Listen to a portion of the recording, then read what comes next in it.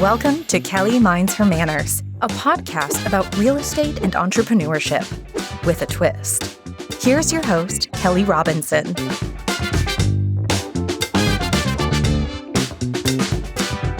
Hey everyone, thanks for joining me for another episode of Kelly Minds Her Manners. Today we are diving into the impressive journey of Bob Surace, a key figure in Princeton football's transformation. As the head coach, Bob led the Tigers to 4 Ivy League championships in the last 9 seasons, including a perfect 10-0 record in 2018. He is a 4-time finalist for the Eddie Robinson Jr. National Head Coach of the Year Award and has steered the team to unprecedented heights. Under his leadership, Princeton achieved remarkable feats, like reaching a number 8 ranking in 2018, the highest since the Division I AA FCS level began in 1978. Bob coached the 2 highest scoring offenses in Ivy League history and has a track record of developing top-tier players, including NFL draft picks. Notably, he's created an enduring legacy, having won an Ivy League title as both a player and a head coach. Tune in as we explore Bob's journey, his impact on Princeton football's resurgence, and his remarkable achievements on and off the field. He really cares about his players, and I can't wait until you hear his philosophy behind coaching. Stay tuned for an engaging conversation that uncovers the man behind the success, but he will not tell you about his success because he is far too humble. You will also hear his influence on the sport. Welcome, Bob Surace. So, Bob, thank you so much for being on Kelly Minds Her Manners. It's an honor to have you. Been excited for a while, and I'm really excited to talk about you and your life and your dreams and goals and your very many achievements. So I like to start at the beginning. You were born in Pennsylvania, right? And grew up in New Jersey. And your dad was a football and baseball coach, right? Correct. What was childhood like for you? Was it very sports centric? I use the term tag along. It was like the dream childhood, because when you're little, you don't know the difference between a high school player and a major league or NFL player. And I, after school, every day went to my dad's practices, or I traveled on the bus or anything else. And I love sports. So it wasn't something like my mom just dropped me off and made me run out there kicking and screaming. I couldn't wait for school to end so I could go to his football practice or baseball game. And I had every job known to mankind. I was the guy who put the playbooks in binders. I hung the motivational signs in the locker room. I was the water boy. Like literally, I was Adam Sandler, taking water out to the guys. As I got older, I got to be like the team statistician, but I was the bat boy in baseball, and I was treated so well by my dad's players. And my high school football it's not Texas, but it's really big. Yeah. And they had a weekly preview. The games were on TV. Most of the games back then were Saturdays, but on Thursdays, there was a TV show. And every Thursday in football season, my dad had a player that would join him for dinner. And I was like, my goodness, like these guys came from all different backgrounds and they would tell their stories with me, my brother, and my mom. And you could see that my dad had like this impact on, each year, hundreds of people, that way. And it was something where I just really enjoyed that and thought that might be a way for me to hopefully make a difference.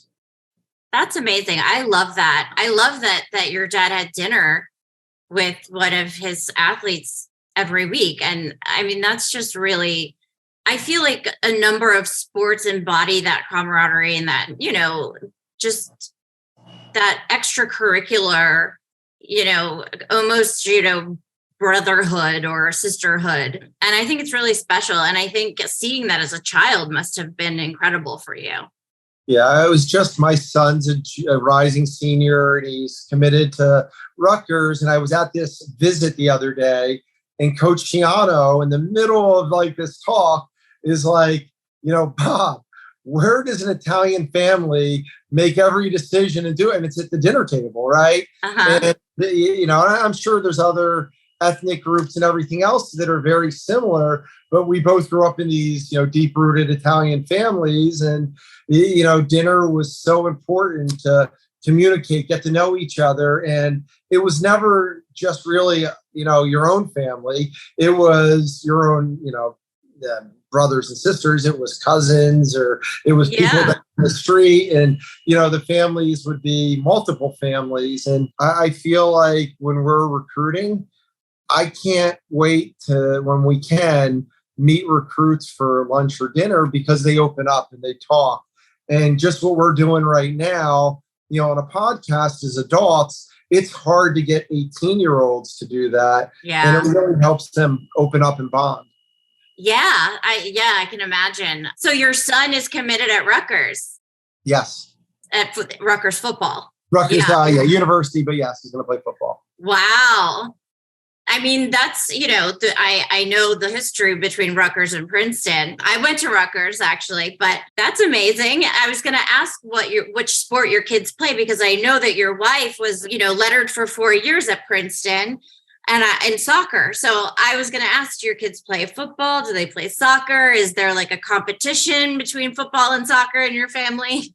Yeah, no, I think everybody, and I compete at everything. And I don't think there's very many things, if any, I can beat my wife at, especially sports-wise. She was a tremendous All-American soccer player. And my daughter is at Columbia right now. She's a rising sophomore, and she grew up playing everything. And at one point had to make a decision, because none of our kids really specialized. I mean, they did multiple things outside of sports, but my daughter went from soccer to basketball to lacrosse.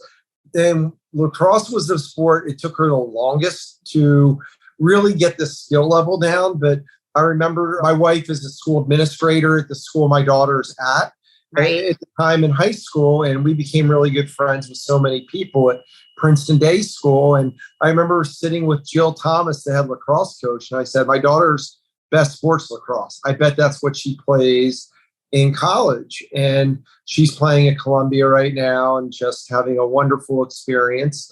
That's my son also grew up, just like me and my wife, playing everything. And, he's narrowed down to football. But yeah, I don't think there were many days in my life where I haven't had a ball in my hand. Football, basketball, baseball, whatever the sport was, tennis, golf, like there's something I'm doing. And some things like golf, I stink at and I don't ever do. Other things, you can still, I'm still pretty good at ping pong. Ping pong. What about pickleball? That's the new thing. I'm going to get into that at some point. I have never played. But a sport where you don't have to move anymore, distance-wise, very far, that requires hand-eye coordination, that's me. And then there was a time, I idolized certain athletes, and Muhammad Ali was the guy. And when I was like 7, I had my dad get me a heavy bag, and it was something that I did probably almost every day. I remember there's like a local PAL and a guy who fought for the light heavyweight champion. Every once in a while, you'd go in and I wouldn't even say spar, dance around with him because he'd kill me.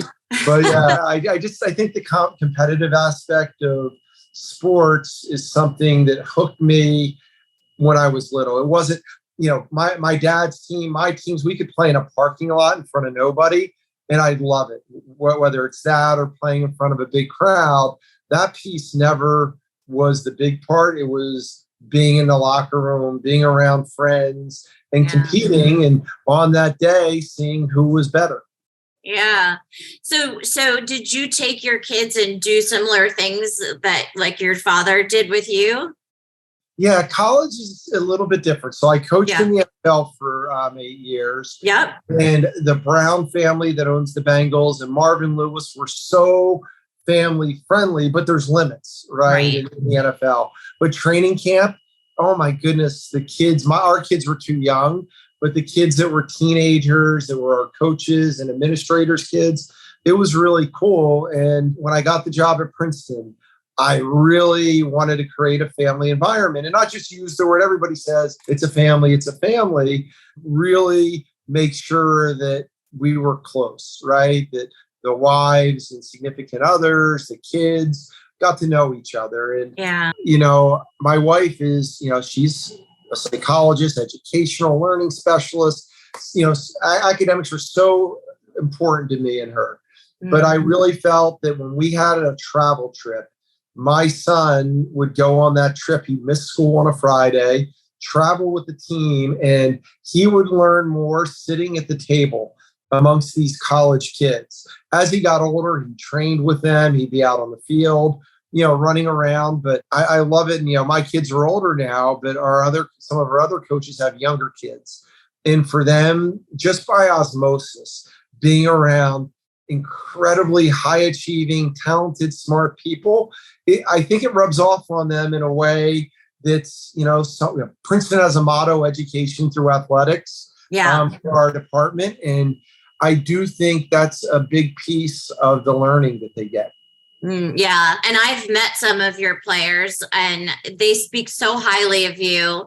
And, just from speaking with them, I knew you were going to be a really nice, down-to-earth person to speak with, and everything that you've said so far just speaks volumes about you, because you seem like you're a very humble person, and you have won numerous awards, championships. You've broken records. You've broken streaks, and you've had players drafted to the NFL, and you're just really down-to-earth, cool guy.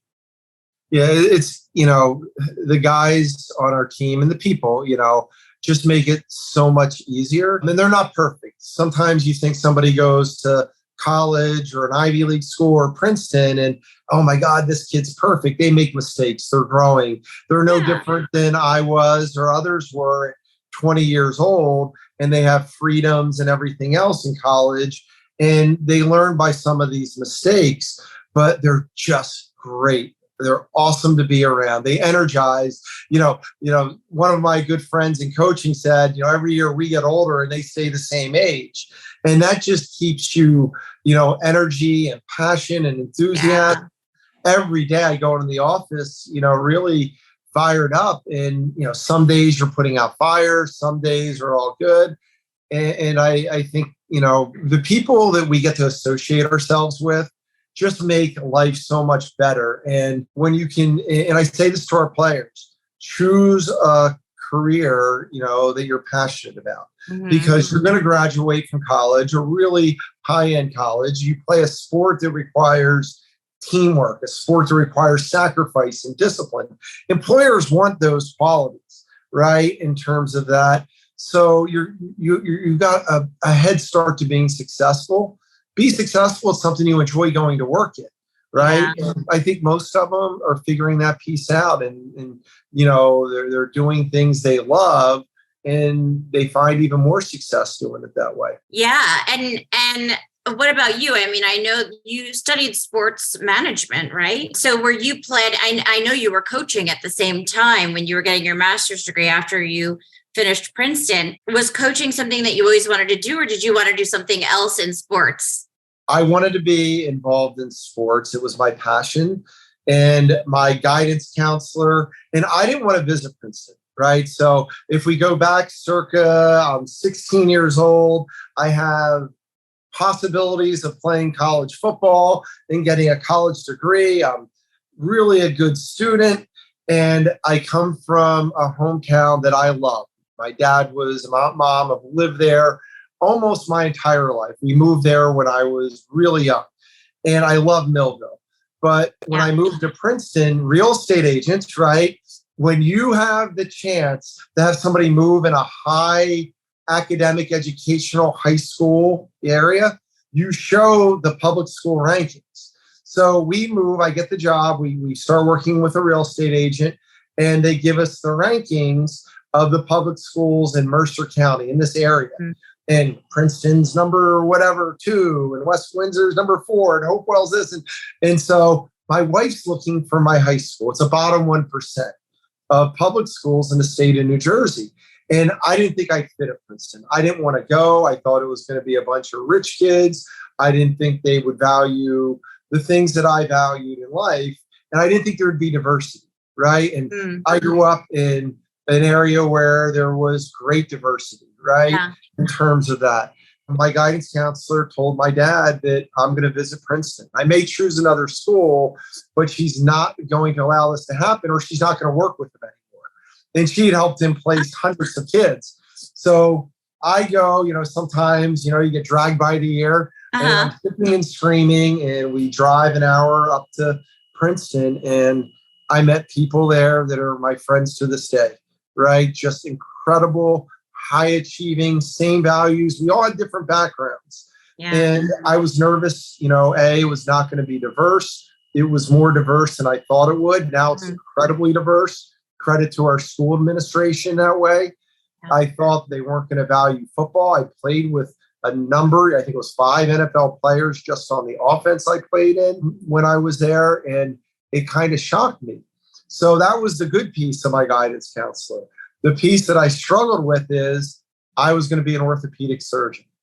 Wow. And she said I was good in the sciences, and I took chemistry, and I didn't enjoy it. And I think the thing I didn't enjoy, that I'm very literal at times, and I would get a 55 on every test, and the bell curve would give me like a B-. And I was not a B-, I was a 55, and I couldn't live my life successfully, fixing 55% of knees or right. I'm not good at this. And I kind of found my way. I ended up being a history major at Princeton. One of my close friends, my big brother on campus mentor, a guy named Sean Brennan, who grew up in Cape May, New Jersey, near Millville, told me I'm going to take history class because the teachers are like coaches, right? You're talking about war, you're talking about all these different things. And I bonded with the professors as a history major.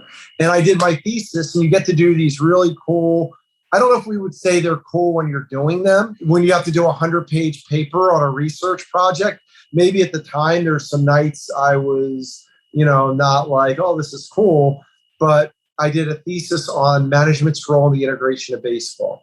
And anybody that's seen the movie 42, if they read my thesis, they'd see just a very similar project that way. And I loved every bit of it. It wasn't work. It wasn't, schoolwork. It was like something I got excited about. My linebacker coach, our linebacker coach at Princeton, I played offensive line. He went to Springfield. I wanted to go into coaching. Our coaches are amazing in how they help us find our way and our next steps. And he made a call to Springfield College, got me an interview. And I was one of 9 GAs, graduate assistants. And part of being a GA is you get your master's. And I was in sports management. Some of the professors to this day, Dr. Mann, Dr. Murray, were some of my favorites. Springfield is the cradle of coaches up in that area.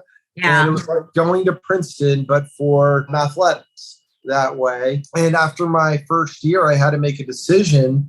Do I do my internship that summer with the now Washington Commanders in the scouting personnel world, or do I run camps with my offensive line coach at Princeton and network with coaches? And I caught the coaching bug, and I decided to do the coaching. That's my first really on-field coaching experience. Yeah. And now you're back at your alma mater, and you've broken records, and, it's incredible the achievements that you and your players have made. I have a question. Two questions. So is being back at your alma mater, is that like the dream job, being the head coach at your alma mater? Is that like the ultimate? And what do you prefer? Do you prefer professional football or college football, and why? So it's kind of a weighted question, because I think our dreams change, right? When I was 8 years old playing Little League Baseball, I wanted to play on the left side of the infield, shortstop or third base for the New York Yankees, right? My dad, I had a middle brother who died when he was really young, and my dad named him after Mickey Mantle, which I think a lot of people in the 60s named their kids Mickey Charles. And he is diehard baseball New York Yankees fan. And so, I think when you're that age, your goal is to play, right? That's your dream. Yeah. I think as you go into and you get older, and maybe I was a 6'1". When I got to Princeton, I was offensive lineman that weighed 207 pounds, right? And I got up to a whopping 235 pounds in college. The NFL was not going to happen for a 235-pound offensive lineman. I fought and scratched and everything else. And I started my sophomore year at 212 pounds, which is amazing, right? Because that doesn't happen. You have to be bigger than that nowadays. We ran a different offense. Right. I fit in that way.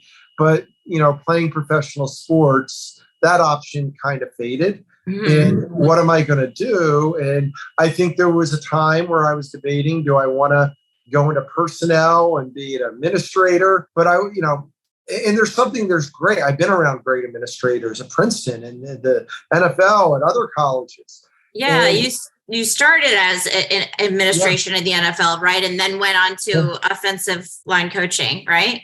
Yeah. No, I think as a head coach, there's a lot of things you do that are administrative, but you're a little bit one more step away from the athletes. And I just, especially, at that time, but even now, I love having the direct contact every day. Sometimes it's great, right? But you know what? Sometimes our players get hurt. Sometimes they have personal, crises. Like there's things, academically, they're trying to find their way, their major. And you can have a little closer impact to somebody as a coach that way than being one more step removed in terms of that. So I really valued that piece of that. I think, my wife and I've been out of Princeton. I graduated going in my 34th year out of Princeton. We have every single year, all 34 years, been on campus. The first 20 of those years I was out. I wasn't working at Princeton, but no matter where we were, we made a trip back to Princeton. My wife has been out 32 years. It's the same thing. We go back to reunions. We go back and see friends. When our kids are born, we just, walk them on campus. So, my best friends in the world are the guys that I went to school with, that way. So I think that there's always been this attachment. And Princeton had a basketball coach named Pete Carrill, and Pete's in the Hall of Fame. He is a legendary college basketball coach. And in the basketball world, he did everything, to overachieve and ran a really awesome offense that as Princeton fans, and a lot of my good friends and one of my roommates was a basketball captain. You really got to see, and we were all, those two sports especially were really tight. And, I always thought, look, if the Princeton job comes open, that if it comes open when my kids are young, I'd love to raise our family on this campus, right? Yeah. Raise the family around the team, around the school, around all the things that, not just athletics, but all the different things that go on in this area that way, number one. Number two, I'd like to have an impact similar to Coach Carrill, not just, achievements, because anybody can see your record or those things. Right. But, have people that bond with the program in a way where they want to come back to golf outings. They want to come back to events. They want to socialize together. They want to tailgate together. And it's important to them that the school spirit and everything else that takes place on this campus, they're a part of that. Yeah. I really thought that we're getting most of our players come to us and they have a great foundation, right? Their parents, their teachers, the high schools have given them this foundation. It's very hard to get them to move up levels, right? If somebody starts really at the ground level, you can make the jump up. But when they're at this high foundation, it takes a special group of assistant coaches and administrators and teachers to see them actually reach their potential. And I was hoping that we could build something here that helped these guys go on and, be very successful, but also think about ways they can impact society. And I think you've done that. I mean, as you might know, Will Reed is interning for me, and Nasir Cook. I mean, he's also they're two incredibly young men who have so many goals and dreams and are doing so many things for the good of others at such a young age. And they're so inspiring. Yeah, how thoughtful. Like when Nasir told me what he was doing in Nashville. Yeah. And so when I was at Princeton, Wendy Kopp started Teach for America.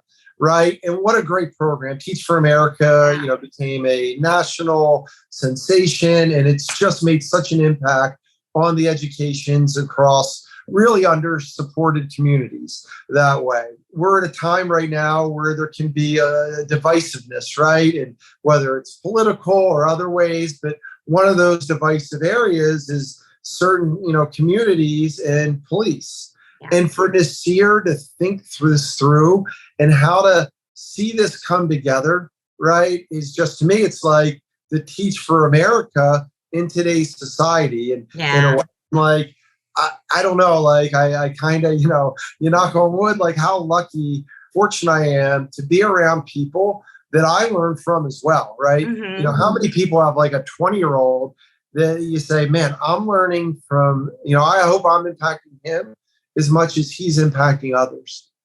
Absolutely. And I feel the same way. I have interns every semester of the year, and I always learn so much from them. And it's just amazing what some of these young people are doing for others. And you're absolutely right. Nasir's idea is just ingenious. And Will is just so inspiring to me as well. Just such a well-rounded, motivated guy. And it's just amazing to me that these kids they're so mature for their age too, It's and it's clear that this sport has had an impact on them as well, for sure. And they are, like, I don't think I wish when I was 19 or 20, I was thinking things through like this, but I wasn't, right? I wasn't. And I wish I had done more that way. Fortunately, we get this second chance called adulthood. Hope you correct some of those mistakes. And I'm still learning every day in terms of that. But I think many of our guys realize they have a platform. And I think athletes have this platform. We're visible. Obviously, mm-hmm. Football, college football is a very visible sport. They can use this platform in a very positive way. And maybe sometimes small ways help others. And in Nasir's case, might be something that goes viral and catches on and makes this broad change in our society that's much needed. Absolutely. So if you had to have another career, what would it be? I know you're not going to say orthopedic surgeon, right? It's funny. I think that I really surrounded myself with a lot of people that were similar to me. But man, I would have loved when Mike and the Mad Dog, like, me and you were doing, WFAN, talking sports, but doing it in a good way. I don't know. I think, I'm not sure outside of sports. A lot of my friends went maybe into like a finance. They found their competitive edge doing things like finance, like things where real estate, right? Where every day you're competing, right, to be the best at what you do. And I would have had to use that, I don't see myself being in a field that's not competitive, right? That would have been something that if I did it, it would have been just a job. It wouldn't have been something where I was excited to go and work. Yeah. Well, luckily you don't have to make that decision. You've got a job that you love, which is awesome. Not everybody can say that. And I love that you tell your kids to do something that they're passionate about, because it's so true. So many people are influenced by what other people want them to do and not what they want to do. And to have a role model like you saying that is incredible. I want to go back to your what we talked about with Muhammad Ali. So you really loved Muhammad Ali. What was it about him that you loved? Was it his affirmations? Are you into affirmations with your players? Was it just his competitiveness? Was it his confidence? What was it about him that drew you to him? Well, I think he stood up for what he believed in, right? Now, when I was 7 and I'm watching him fight, I don't think I was thinking about him taking certain stances and what he believed in Right. that way. And whether I believed everything that he believed, maybe, there's differences, but I love that this is what he believed in. And he was always himself that way in terms of that. Yeah. But I thought that, man, that he took a sport that is absolutely brutal. Like, you're a young kid and you got this amazing athlete that's on TV, and it was art. Him dancing, I don't know what you want to call it, but moving around a ring and doing it in this beautiful way that combined maybe the brutality of a hard football hit, a punch, with the speed and reflexes and coordination of the best athletes you see. And I just he fought Joe Frazier and got his jaw broken and kept fighting. Like, there was this toughness to him that I really, in these different ways, it just struck me, like caught my eye. And I never stopped. And I just remember being in my basement with this big heavy bag, dancing around, 1, 2, 1, 2, 1, 2, and doing that and thinking, I'm going to be the next, great heavyweight boxing champion of the world, and do all those things. There's only, one of him, right? I don't know.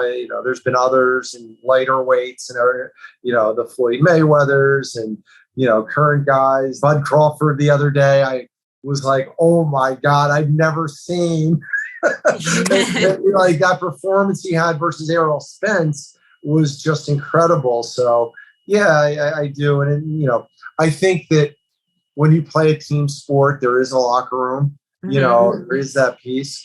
But man, when you are one-on-one in a ring, you can't hide. Exactly. Right? Yeah. There's no, most, when you play offensive line, Will Reed and I play offensive line. At the end of the day, my dad knew if I played a good game, my coaches knew, but I don't think if anybody else in the stands knew if I played a good game. But our quarterback was Jason Garrett.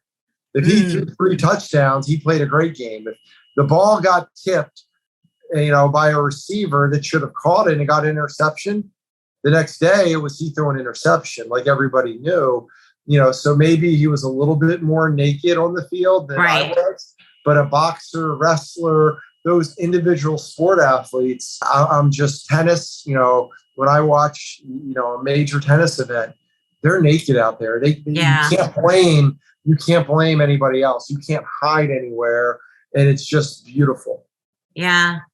Yeah, absolutely. So you are a mentor. Who is your number one mentor? Gosh, number one would be my dad, easily on that. It's kind of unfair because I went into the same profession. I grew up at his ankles, right? And in the locker room. And I've been on the bus rides. I heard every Friday night speech known to mankind. And in high school is even more than college, right? Because every day, your school's close to the field, and, you get dropped off and you kind of live in the locker room. So absolutely, throughout my career, he's been it.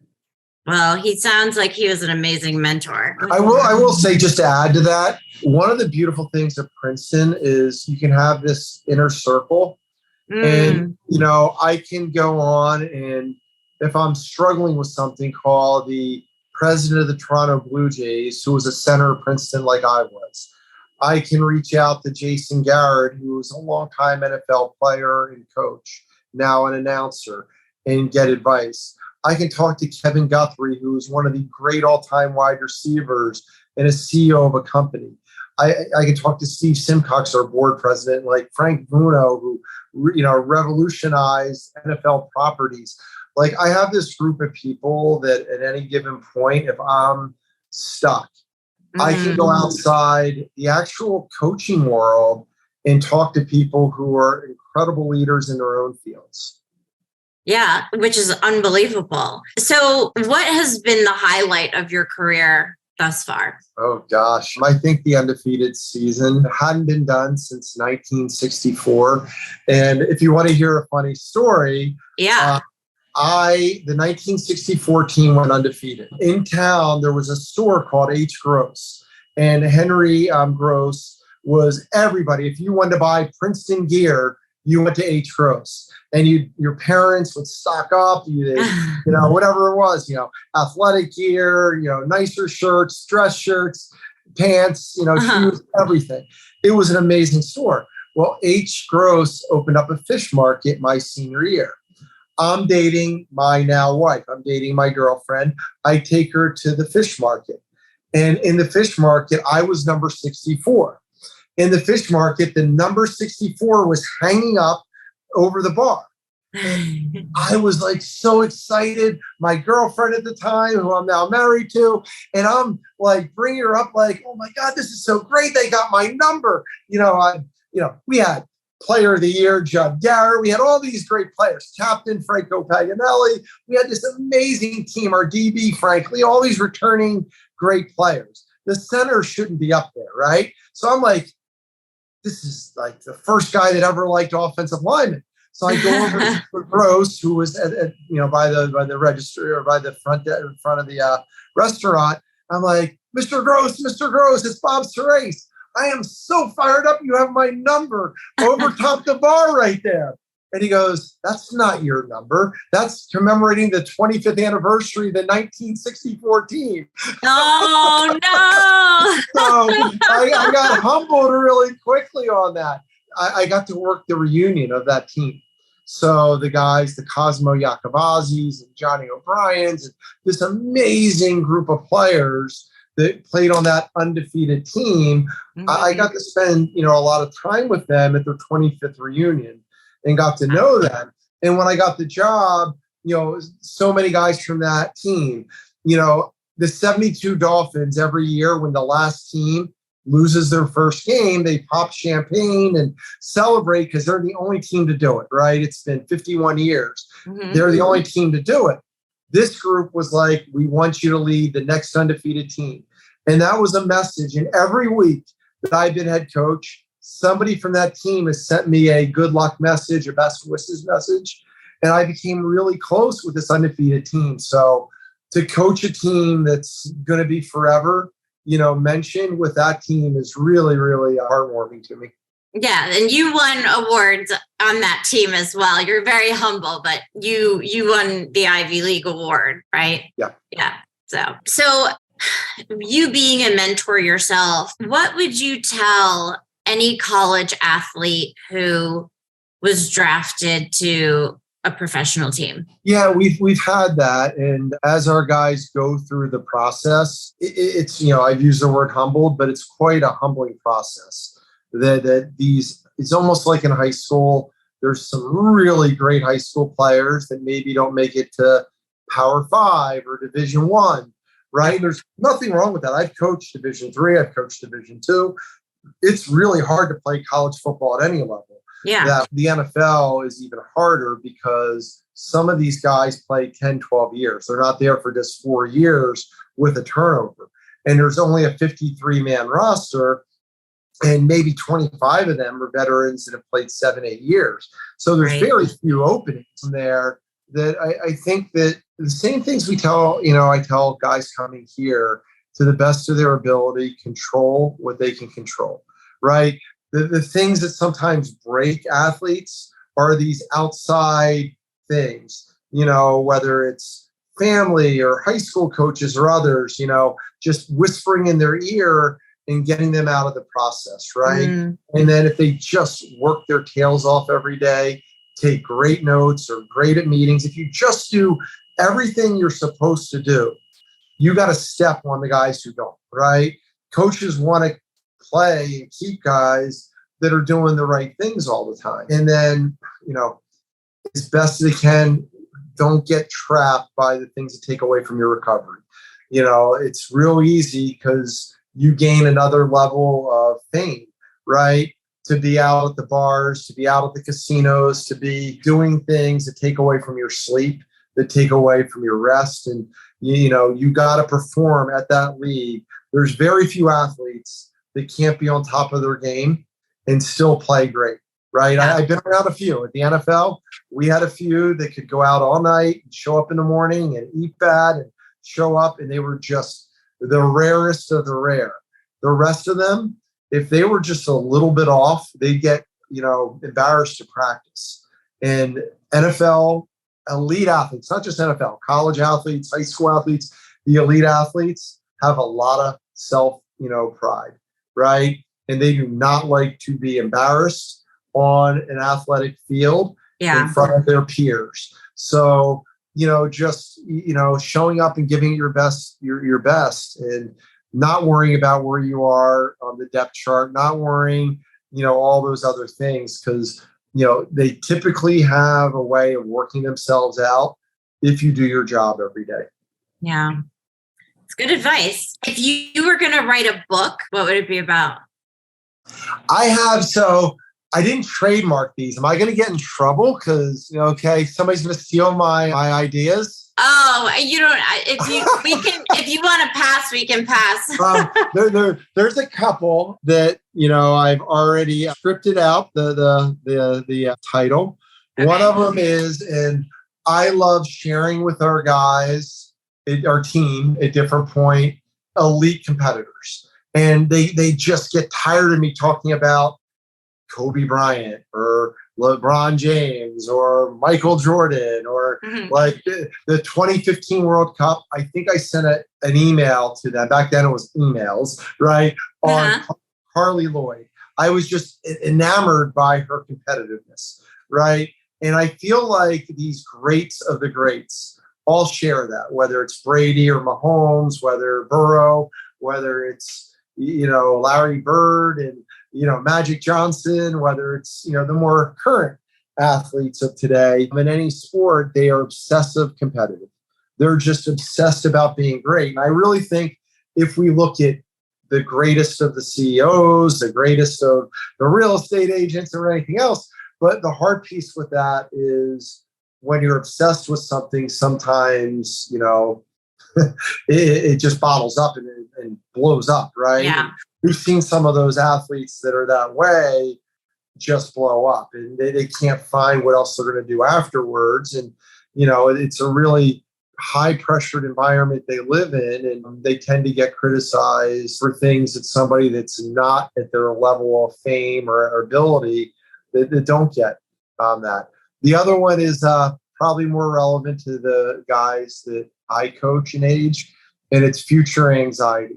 I think that we live right now, that we're not in the present, right? Yeah. That, like, so many of the issues we deal with, whether it's mental health or other type issues that way, we're so concerned about being a doctor before finishing your undergraduate degree, right? Yeah. We're so worried about day one depth chart when you're going to have 28 practices to prove where you stand on a depth chart, right?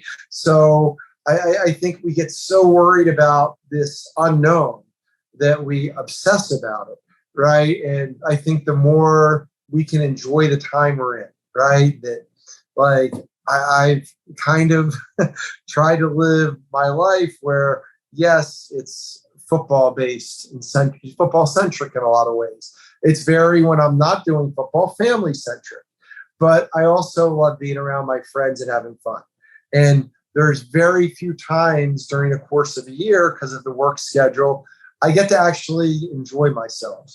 Like, reunions is one of those times, right? When we come back and all my friends get together, or the different vacations or things you do with your college buddies, that you got to have fun and you got to live in the now. And if I'm out with those guys having a good time, and I'm worried about, playing a team in the middle of next year, right? Yeah. Or if I'm worried about recruiting, or if I'm worried about NCAA rule changes or NIL or transfer portal, then you don't get to enjoy yourself, right? Yeah.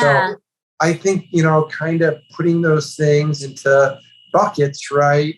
And being able to, when I go home, and I don't always do this, my wife would laugh at me and say I'm lying if I said every day I just put the football bucket away when I get home, but I try to.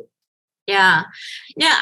And the fact that you make it an effort to do that, I think is really good. It makes you a really good role model, because it's true. I mean, everything is so fast with technology and everything else. And people don't live in the moment anymore. They live in the, I want to be this person or like that person that I see on social media or what have you. And it's just, your life passes you by if you don't stop and breathe.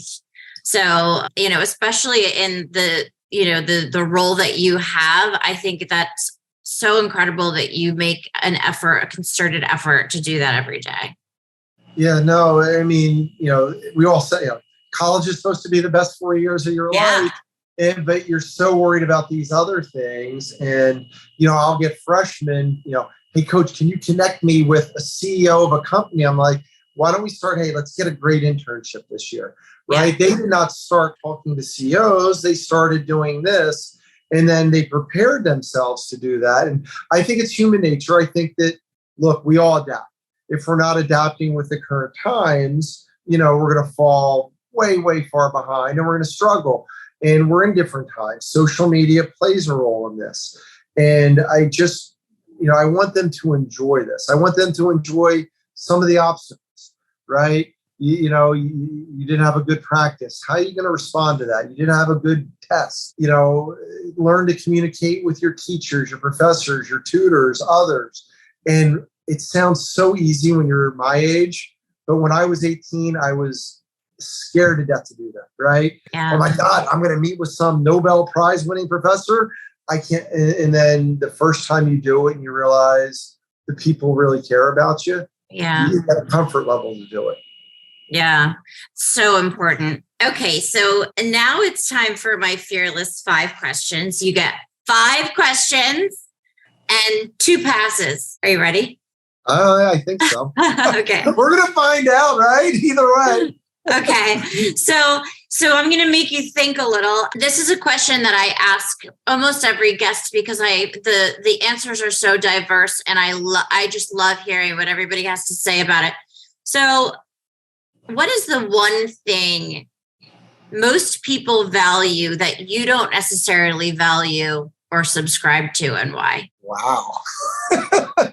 I do not value, and this is so bad because I'm talking to somebody who's like living in like perfect rooms and walking into apartments that are so set up, but I'm a slob, right? When it comes to those things, I'm terrible with that piece. And my office right now is redone, so it's probably the nicest it's ever going to look. And I'm terrible with that piece because I'm so imperceptive to, like, if I put a book on the couch and I just leave it there and I forget about it. Right. I'm so unfocused when it comes to that. So. You know what, though? I like that you embrace it.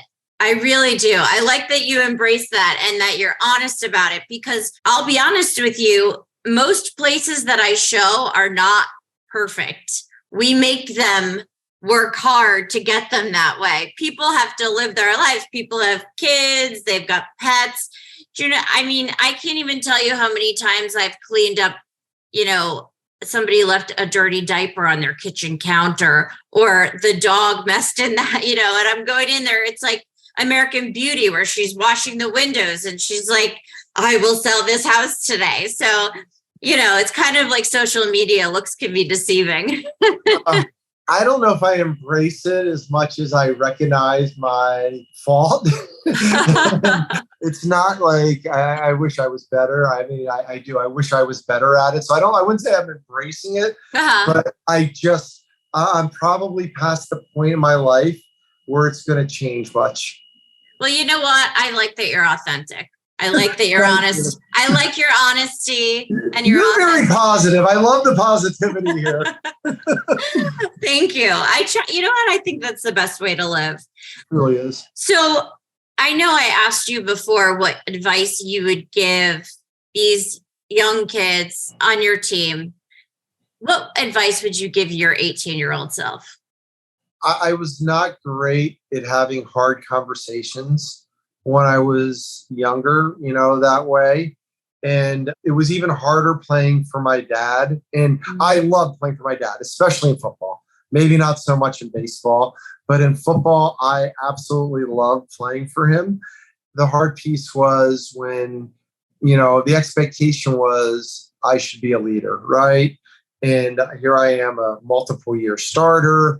I'd been around the program. I knew what my dad expected and what the standards were that way. I also didn't want to look like I was daddy's little boy that was, trying to, just do things in his best interest. Like, when I got to Princeton, I was really the same way to my senior year. And I really felt parts of my junior year, almost all the leadership fell on a few guys, right? There were seniors and we had some really good senior leaders, but that was probably the most talented team I played on, but we just weren't together in a way where I needed to speak up and I didn't because I felt like I wasn't the leader. I was young. And what I hope that one of the messages I convey, everybody on the team came from a background where they were leaders. Yeah. And, take ownership, right? And it might be sometimes that ownership's going to one of the captains. Maybe it's not your voice, but you don't just, in life, think something's going to go away, right? Or you don't let somebody else just do it when it's clearly wrong. Yeah. In terms of that. And, if a guy missed a lift, and I think there's different ways you can lead. One of those ways you can confront them, right? Mm-hmm. Why weren't you at lift? That's one of the ways that somebody, especially as they're stronger in their voice, can do it. Yeah. The other way is to take somebody out to lunch, right? All of this conversation started with the dining table, right? With me and you. Take somebody to lunch, take somebody to dinner. And I think what you can do is just have a talk. Hey, why weren't you at lift? What's going on? Is there something going on in your life? And that's another way to do it. I've been around successful leaders both ways that I am so impressed with their ability to do this at an age that was younger than I could. And I didn't do it in high school at all. And it took till my senior year of college to actually find my voice. I think that's great advice. And some people never find their voice. So, it's hard. It's really hard, right? Because you're putting yourself out there. Yeah. And, I'm not going to use the right word here, but it's not, socially, you can really be put in a wrong, there's none of this, hey, these are the cool kids and these are the uncool kids. And you can commit this social mistake, right? Because you put yourself out there and you're in the uncool kids. But you know what? Who cares, right? You're doing the right thing. It's just really hard for people to do until they find their voice. And confrontation's tough. And, learning that quality friendship and relationships over quantity is more important is also tough, especially when you're in a high school or a college environment. And I'll use this term a lot, especially when I'm at camp, because everybody's journey is going to be different.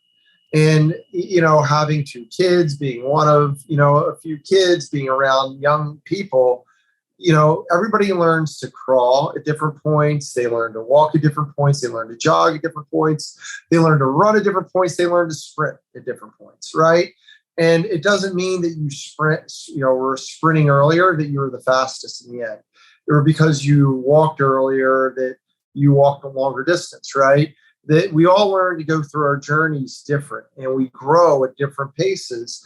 In my world, you never, ever, ever, ever, ever give up on somebody because they're growing and they're learning. And just because, when I got here, I took bad advice, but I was around somebody who was from a different program. And they used to give out these shirts, and they were shirts that said failure on them. And if somebody made a mistake, they missed lift, they missed class, that was, it was punishment, right? Oh. They were, exactly. I cringe telling this story. But one of the things was nobody on our team's a failure. They might have made a mistake and failed or lost at something. We all lose, right? Of course. We lose business deals. We lose different things. but it doesn't make you like a loser. You fight back and figure out ways to be better. Yeah. And you learn from that. And from that point on, it's been, you never, ever, ever give up on somebody that way. You're constantly trying to find a way to connect with them so you can have a relationship and build from that. Yeah, absolutely. So what do you think is most important, sheer talent or hard work and discipline? If you had to have one and not the other when it comes to football? I think football, especially, it's hard work and discipline, on that. I do think like if I had Usain Bolt's sheer talent, but I was less, of a worker and discipline, I'd still be really fast and I could win most of the races, if not all, that way. And he would beat me personally. Like Usain Bolt, if he had little work ethic and no discipline, would still outrun me in a 100-meter dash, right? Football requires so much teamwork and so many other pieces for a team to be successful. Yeah. You really need those two pieces. And, I do think there's a level of talent. Like when we go recruiting, right? If here's like levels, here's the minimum level, right? To be a productive player at Princeton, right? If the player's at that level, but his intangibles are way up here, I'm saying, that kid's never failed. That kid's never not made it, right? He's never not, he's always overcome obstacles and they've always been leaders that way. Now, if his talent level's well below the minimal threshold, all the hard work and discipline might not get him to the level you need, right, in terms of that. But I've had plenty of players in my life, right, that had all the talent in the world, but unfortunately something got them, right? Some demon outside there impacted them where they weren't successful. And I was at a leadership thing and there's a coach named Sam Ratigliano. He used to be the head coach of the Cleveland Browns. He said you can have a barrel of poison and a barrel of the finest wine, right? And you can take a bucket of the finest wine and put it in the poison and it's, still poison. Yeah. You can take a drop of the poison and put it in the finest wine and really nobody sane is going to drink the wine, right? And so, the mistakes I've made in recruiting where I think I can change somebody who has, character issues or flaws that are deep rooted. I love both, but you make a bigger impact in college football, right? Yeah. 18 to 22-year-olds, you make a bigger impact. When I got to the NFL, I had guys that I coached on the offensive line that were older than I was and had kids, their first child, the same time I had my first child. So it's a little different. They're grown men, in some cases, way more mature than I am that way. Yeah, that's interesting. What is your most productive part of the day? Are you like a morning person or are you a night owl? When do you do your best work? I'm absolutely a morning person. I've always been a morning person. I struggle to sleep at all, in it all. And I think as I've gotten older, the grouchier I get, the closer it gets to like midnight. It takes a lot for me. It like the few times like reunions when I'm out till 3 a.m, it is hard for me the next day, right? Yeah. In terms of that. And I just love, the early morning, the sunshine. If I can get a little bit of exercise in the morning, it is really awesome. I also love the solitude. I like to journal in the morning, notes of what I want to do that day in terms of that. And like, it might be a speech to the team after practice. My best thinking is typically in the morning. I am right there with you.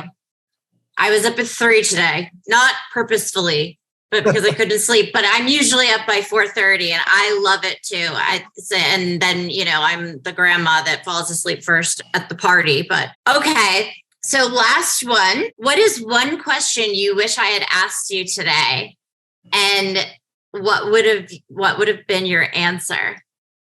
Oh gosh. I didn't use any of my passes, but I wanted to be like somebody who answered all 5 I don't have a great answer right now. That is such. That's okay. It's a tough question. Kelly, are so good. I felt so proud. I got 4 of them done on that. Let me pass that one. Okay. I may think about something and I'll get back to you on that. Okay. Well, I just want to thank you. I could continue this for hours. You are such an inspiring person and really was so nice to get to know you a little bit more. I know you're always being interviewed about, your team and your players and, that's awesome. But I was really excited to learn more about you, the person. So thank you for sharing and being so open and authentic with me. Yeah. And let me, a couple of things. Number one, probably why I didn't answer that question is I can be a little bit of a preparation freak, I guess. Uh-huh. So whenever I'm doing an interview, if I not after a game, right? I try to anticipate the questions, but I have an idea what I'm going to get asked. And I couldn't figure it out like today. I spent time actually this morning journaling what questions. And I'm like, I have no idea where this is going to go on this. You have such a unique background, right? It's really, really cool. Like in terms of what you're doing, number one. Thank you. But number two, the fact that you mentor and take on young people, right, is so awesome. And I'm sure, like when you look back at yourself and the fulfilling pieces of your life, that these 20-year-olds that intern for you and gain this knowledge and go on to success because of your influence, it's no different than coaching, right? And, people that do this, I just have the utmost admiration for. And, when Will Reed connected me, I'm like, anybody that's doing what you're doing, life, in your life is somebody that you want to associate with, you want to do a podcast with, you want to be around because you're making a difference. And that's the quality of people that I like, being around. Oh, well, thank you so much. That means a lot that you said that. And I see it as, I learned so much from them. So I feel like I'm the one that gets, the benefit, but if I can make any difference, then I hope that it's, worth it for them. So, well, I really appreciate your time. And it was so nice to get to know you. And I'm going to thank Will for putting us in touch. And I hope you have a wonderful rest of the summer. And I can't wait to see what your team does in 2023. Are you going to come to a game? Absolutely. I don't have any equity or anything I can do at Princeton other than tickets. So just reach out and, I won't make Will be the one or Nas may be the one that makes you do it. I'll make sure you have tickets. That's kind of you. Thank you. I'll come either way. So I appreciate it. Thank you. Have a wonderful rest of the day. You too. Thank you. Thank you for watching and listening to Kelly Minds Her Manners. Make sure to subscribe to the show and don't forget to leave us a review to tell us what you liked about the episode. You can connect with Kelly at Kelly Minds Her Manners on Instagram and TikTok or on our website, www.kellymindshermanners.com.